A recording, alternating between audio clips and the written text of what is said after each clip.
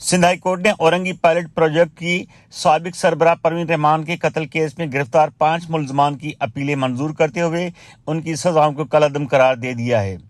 अदालत ने तमाम मुलजमान को रिहा करने का हुक्म दिया। अदालती हुक्मनामे में तफ्तीशी हुकाम समेत JIT की कारकर्दगी को नाकस करार दिया गया है। परवीन रहमान कत्ल केस में 5 मुलजमान नामजद थे। इंसदाद दहशतगर्दी अदालत ने 8 बरस बाद दिसंबर 2021 में 4 मुलजमान को 2 बार उम्र कैद की सजा सुनाई थी, जबकि एक मुलजम को 7 बरस सजा सुनाई गई थी। अदालती फैसले में कहा गया है कि पुलिस ने सिर्फ मुलजम रहीम सवाती के एतराफी बयान पर इन्हिसार किया, लेकिन मुलजम के एतराफी बयान और शवाहिद में बड़ा तजाद है, जिसके बाद मुलजमान को शक का फायदा दिया गया है। अदालत ने अपने फैसले में कहा है कि पुलिस ने कत्ल के मकाम से जो गोलियों के खोल जमा किए थे वो असला मुलजमान से बरामद नहीं किया गया, बल्कि एक दूसरे मुलजम कारी बिलाल के असले से ममासलत रखता था। परवीन रहमान की बहन और इस केस की मुद्दई अकीला इस्माइल का कहना है कि फैसले से सदमा पहुंचा है, लेकिन फिर इंसाफ के लिए सुप्रीम कोर्ट जाएंगे।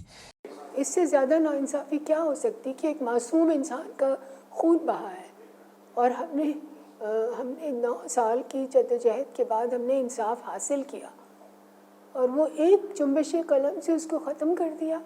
इदारे को चलाने की कोशिश कर रही हूँ और मुझे पता है कि कितना वहाँ पे थ्रेट है और क्या है। तो ये कैसे हो सकता है कि उनको फिर से छोड़ दें, हम पर वो लोग हमला करें, मुझे मार डालें, हमारे लोगों को मार डालें।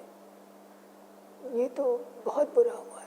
परवीन रहमान को 13 मार्च 2013 को कराची के इलाके कस्बा कॉलोनी मोड़ पर पीराबाद थाने की हुदूद में उस वक्त 2 नामालूम मोटरसाइकिल सवार अफराद ने कत्ल कर दिया था जब वो अपने दफ्तर से घर जा रही थी। परवीन रहमान तकरीबन 20 साल से ज्यादा औरंगी पायलट प्रोजेक्ट की डायरेक्ट्रेस के तौर पर काम किया।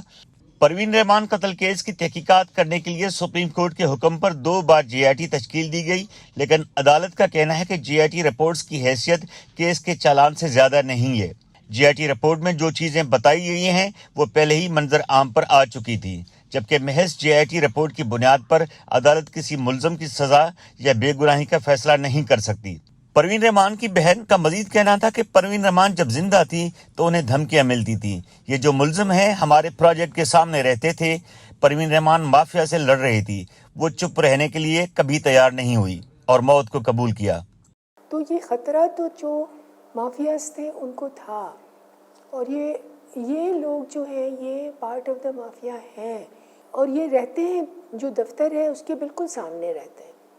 4-5 जो हैं और रहीम स्वाति जो मेन अक्यूज्ड है वो हमारा गेट के बिल्कुल ऑपोजिट गली में दूसरा घर है उसका, और एक अक्यूज्ड का तो बिल्कुल सामने है। सुप्रीम कोर्ट ने हमें बहुत सिक्योरिटी दी थी और हमारे पास कन्विक्शन से पहले तक तो आ रही थी, कन्विक्शन के बाद कोई हमें थ्रेट नहीं आया। फैसले में मकतूला के उस टीवी इंटरव्यू का भी तज़किरा किया गया है जो उन्होंने 2011 में दिया था और उसमें उन्होंने अवामी नेशनल पार्टी की मकामी क़यादत पर धमकियां देने का इल्ज़ाम आयद किया था। ताहम अदालत का कहना है कि इसके बावजूद रहीम सवाती को सरकारी वकला किसी भी पार्टी का कारकुन जाहिर करने में भी नाकाम रहे। केस के मुद्दई अकीला इस्माइल के वकील शीजा एडवोकेट का कहना है कि हम सुप्रीम कोर्ट के लिए केस तैयार कर रहे हैं। Obviously, the family wants to appeal the verdict और हम सुप्रीम कोर्ट जा रहे हैं और इन द मीन वाइल ये 3 फैमिलीज़ की डिमांड है जो हमने एक प्रेस रिलीज़ जो है बनाई है और वो हम इशू भी कर रहे हैं प्रेस के अंदर। सुप्रीम कोर्ट ने पहले एक जुडिशियल कमीशन बनाया और उसके बाद 2 JITs बनाई।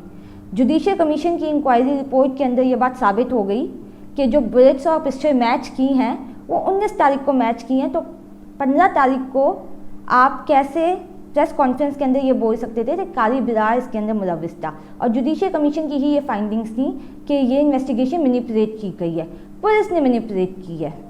केस में मुलजमान के वकील बैरिस्टर इफ्तिखार अहमद का कहना है कि प्रोसिक्यूशन केस साबित करने में नाकाम रही। उन्होंने कहा कि जो मुलजम रहीम सवाती का एतराफी बयान था उसमें और शवाहिद में वाज़ेह तजाद है। प्रोसिक्यूशन जो एविडेंस पे रिलाई कर रही थी वो मेन अक्यूज रहीम सवाती जो है उसका कन्फेशनल स्टेटमेंट था पुलिस के सामने 21H के ATA के साथ।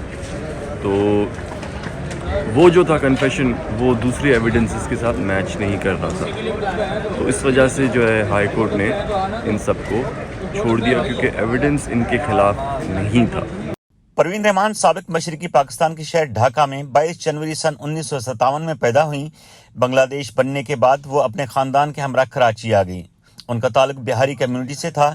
انہوں نے کراچی کی کچی آبادیوں میں رہنے والے افراد کو زندگی کی بنیادی سہولیات کی فراہمی کے لیے ایک غیر سرکاری تنظیم اورنگی پائلٹ پروجیکٹ میں ملازمت اختیار کی اور پھر ساری عمر اسی ادارے اور کام سے منسلک رہیں۔